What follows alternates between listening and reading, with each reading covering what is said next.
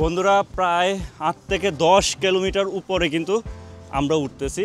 সন্ধ্যাও নেমে আসতেছে, কিন্তু আমরা ঘরের কাছে চলে আসলাম।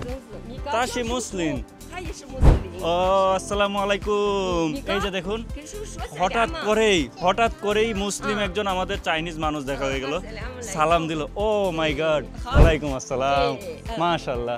নিশি সিনজিয়ান রেন? ও উনি হচ্ছে সিনজিয়ান রেন। এই হচ্ছে আমাদের মুসলিম ভাইটি। মুসলিম সে যে দেশেরই হোক না কেন, এটা একটা শান্তি লাগে। আর চাইনিজ মুসলিম দেখলে তো আমাদের অনেক ভালো লাগে। হ্যালো বন্ধুরা, welcome to go server daily. আজকে চায়নার প্রায় 10 কিলোমিটার উপর থেকে আপনাদেরকে স্বাগত জানাচ্ছি। এই জায়গাতে একজন মুসলিমের সাথে হঠাৎ করে দেখা হয়ে গেল, শান্তিতে মনটা জুড়ায় গেল। আর এইখানে এত সুন্দর প্রাকৃতিক রূপ, আপনারা হারিয়ে যাবেন। আর এই পাহাড়ে কিভাবে উঠলাম, টোটাল জার্নিটা আপনাদেরকে একটু দেখাবো, তারপর নিয়ে যাব মেইন গন্তব্যে। আর এখান থেকে ভিউগুলা একেবারে কল্পনার মতো, স্বপ্নের মতো মনে হচ্ছে যে আলহামদুলিল্লাহ, আল্লাহ এই পৃথিবীটাকে কত সুন্দরভাবে যে সাজাইছে, এটা দেখলেই মানে আল্লাহর প্রতি একটা সন্তুষ্টি মন থেকে চলে আসে। সো সাথে থাকুন, শেষ পর্যন্ত দেখুন। অবশ্যই একটু লাইক, কমেন্ট, সাবস্ক্রাইব করে দিবেন, তাইলে একটু খুব ভালো লাগে। বন্ধুরা, আমরা কিন্তু ড্রোন উড়ানোর জন্য চেষ্টা করছিলাম, অনেক উপরে উঠায় ফেলছি।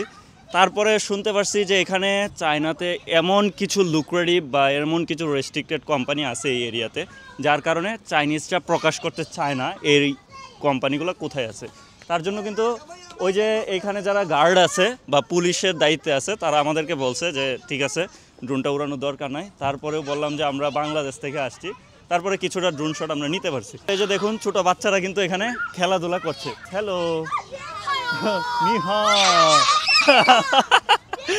বাচ্চা ওইটা যে দেশেরই হোক না কেন, চাইনিজ হোক, বাংলাদেশি হোক, আমেরিকান হোক, সবাই কিন্তু দুষ্ট। এখন আমরা কিন্তু সুন্দর জায়গাটাতে কিন্তু চলে যাব। এই যে দেখুন, কত সুন্দর একটা জায়গা। এখানে আবার নারীরাও আসছে ঘুরতে। আর এই জায়গাগুলো হচ্ছে যে চায়নার সবচেয়ে টুরিস্ট অ্যাট্রাকটিভ জায়গা। পাহাড়ের মধ্যে কত সুন্দরভাবে তারা কিন্তু সিঁড়িগুলা করে রাখছে। উপরটা কত সুন্দর, ফাহিম ভাই আর আমি আজকে এক্সপ্লোর করব। আর ফাহিম ভাই থাকার কারণে কিন্তু আমি অনেক সাহস পাই। আমার ব্লগগুলো কিন্তু এখন অনেক দূর দূরান্তে করতেছি। আর এই জায়গাগুলো চাইনিজ অনেক লুক্রেটিভ জায়গা, যেখানে সবাই চাইলেই ব্লগ করতে পারবে না। এর জন্য অনেক পারমিশন নিতে হয়। আপনারা যদি আসেন, অবশ্যই পারমিশন নিয়ে কিন্তু এখানে করতে হবে। আর চাইনিজ সরকার সবার জন্য ট্রেকিং করার জন্য কত সুন্দর ব্যবস্থা করে দিছে। মন্দিরের মতো কিছু একটা আছে। এখানকার ছোট বাচ্চারা কিন্তু এখানে ঘুরতে আসছে। হ্যালো, নিহাও। তাদের সমা ও ওমেনশি মাংজিয়ালাগো রেন, মাংজিয়ালাগো ও ওমেনশি হারবিন গঙ্গে তাশয়শন। ও ওয়ালাইকুম আসসালাম। মুসলিম, ওমেনশি মুসলিম, নিশি মুসলিম। ও ওয়ালাইকুম আসসালাম, মাশাআল্লাহ মাশাআল্লাহ। এখানে এসে তামেনশি মুসলিম। ও ওকে ওকে ওকে, নিদা হাইজি। ঠিক আছে, তাশি মুসলিম।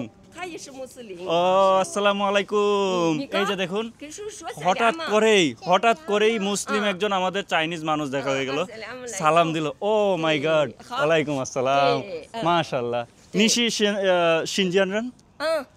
ও উনি হচ্ছে সিনজিয়ান রেন। দেখুন, এই যে আমাদের মুসলিম, এই হচ্ছে আমাদের মুসলিম ভাইটি। মুসলিম সে যে দেশেরই হোক না কেন, এটা একটা শান্তি লাগে। আর চাইনিজ মুসলিম দেখলে তো আমাদের অনেক ভালো লাগে। ও থ্যাংক ইউ ভেরি মাচ। ওরা কিন্তু এই পাহাড়ের উপরে আসছে।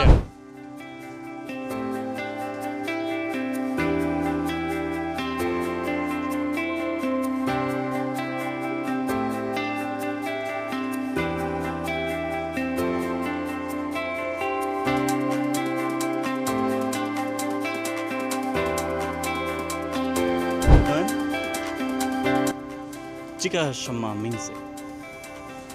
这个地方什么名字？公园。哦，你的孩子？哦，cute একটা বাচ্চা। ও很漂亮。So 你是深圳人吗？ No, 青海。青海附近深圳। তারা হচ্ছে ব্যস্ত সন্ধ্যার জন্য। ওকে, শেষে বাই বাই।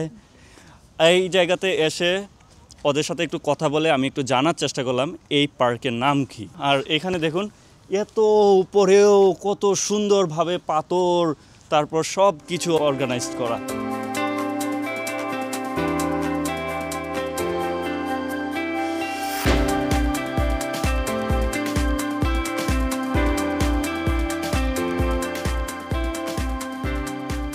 ফাঁকা করে যে গেছে, এটা চাইলে কিন্তু সোজাভাবেও দিতে পারে। টুরিস্টরা যত বেশি এই এলাকাতে আসবে তত বেশি কিন্তু তাদের অর্থ ইনকাম হবে। তার জন্য যদি একটু সৌন্দর্যের পিছনে যদি টাকা খরচ হয় তাহলে ক্ষতি কিসের? চাইনিজ সরকার কিন্তু টাকা এমনি খরচ করবে না, টাকা যেখানে খরচ করবে এখান থেকে টাকা বের করে নিয়ে আসবে। আমরা চাইলে কিন্তু আমাদের বান্দরবন, সুন্দরবন, তারপর রাঙ্গামাটি এই জায়গাগুলোতে কিন্তু আমরা অনেক সুন্দরভাবে টুরিস্টদেরকে অ্যাট্রাক্ট করার মতো মানে প্লেস তৈরি করতে পারি। কিন্তু আমাদের দেশের ধান্দাবাজ সরকারগুলা, এমপি মন্ত্রীগুলা, ওরা এরকম করবে কেন? এরা এই লাইনটা সোজা করে দিবে, বাকি টাকাটা পকেটে ঢুকায় ফেলবে। এই ধান্দাবাজগুলার জন্যই কিন্তু এই দেশটা উন্নত হয় নাই। আমাদের দেশে যদি চিন্তা করেন, রাঙ্গামাটি, বান্দরবন, সুন্দরবন এই জায়গাগুলো এত সুন্দর, এইখানে যদি আমরা টাকা খরচ করে যদি কিছু একটা করতে পারতাম চায়নার মতো, তাইলে কিন্তু আমাদের দেশে বিদেশ থেকে যখন মানুষরা আসতো বিদেশি অর্থ উপার্জন করতে পারতাম। বিদেশিরা যখন আসতো তারা তখন বাংলাদেশকে নিয়ে অনেক জায়গায় বলা বলি করতো যে বাংলাদেশ সুন্দর, বাংলাদেশ নাইস, বাংলাদেশ বিউটিফুল। এই জিনিসটাতে কি হইতো জানেন? আমাদের দেশের মানুষ যেখানে যাইতো তখন মনে হইতো যে না, এই যে সুন্দর একটা পিকচার দেখছিলাম এই দেশের মানুষেরা। কিন্তু আমাদের দেশের ধান্দাবাজ সরকারগুলা তাদের মেইন টার্গেট কিন্তু তাদের ছেলে মেয়ে, আত্মীয় স্বজন সবাই থাকে আমেরিকা, কানাডা। তারা এই দেশ উন্নয়ন করে কি করবে?